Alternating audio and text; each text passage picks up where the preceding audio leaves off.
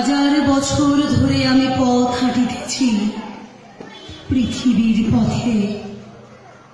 সিংহল সমুদ্র থেকে নিশীথের অন্ধকারে মালয় সাগরে অনেক ঘুরেছি আমি।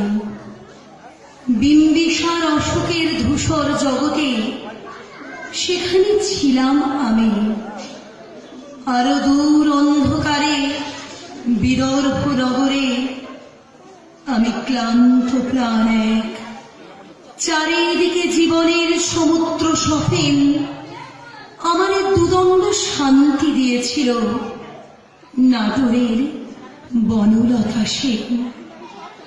চুল তার কবেকার অন্ধকার বিদিশার নিশা, মুখ তার শ্রাবস্তির কারুকার্য।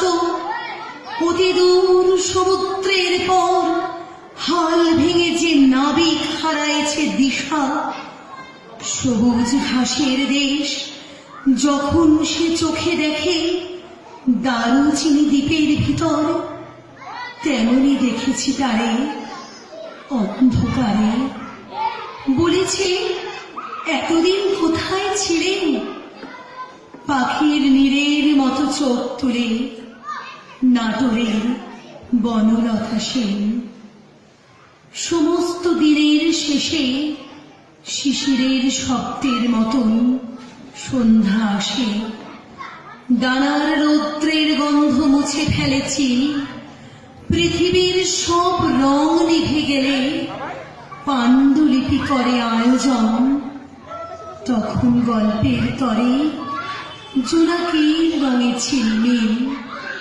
সব পাখি ঘরে আসে, সব